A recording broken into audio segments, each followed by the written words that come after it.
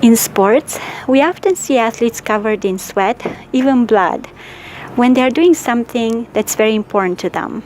It can be a competition, a personal challenge, even a training session for an important goal. The sweat and blood are usually signs of an all-out effort, the kind of effort that can't be sustained for too long. And those are two important things about that all-out effort. First, it's for a short period of time. And second, it's for a very important goal. That goal means so much that the athletes are willing to go through a lot of pain and discomfort because not giving their best would actually feel worse. If we think of problem solving as a sport, there are a lot of athletes involved in it at both a professional and amateur level. Let's call them mental athletes. And whether or not you are one of these athletes, it's obvious that problem solvers are facing some major challenges right now. The speed at which the world is moving and creating new problems is keeping them very busy. So we're seeing a lot of mental sweat and blood, which looks more like tired eyes, jittery hands from too much coffee, and crazy hair. But it's okay. There's nothing wrong with losing some sleep and giving your best, as long as we remember another critical thing about the all-out effort, which is pacing, or as I like to call it, the art of crashing right after the finish line. Runners call this crashing, hitting the wall.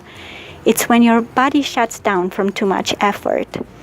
And I remember the story told by George Sheehan, a cardiologist and a runner, when talking about running up a hill for training. He said that if once he reached the top of the hill, he still had energy to go, then he hadn't tried hard enough.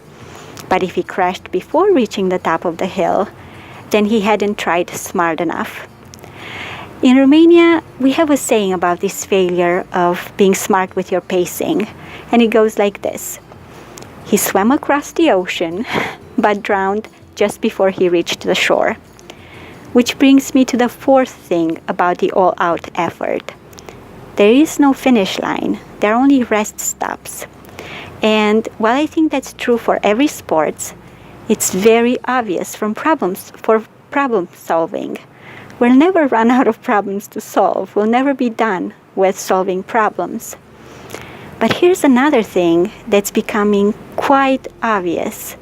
Problem solving is the ultimate team sports, and there's only one team human.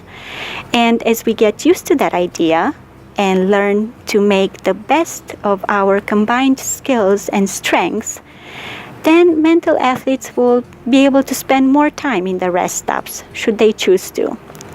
Because as nice and refreshing balmy shores are, we are all restless for new challenges. And if you swim across an ocean, the shore is just a place to catch your breath, tidy up that crazy hair, and get ready to swim across a different ocean.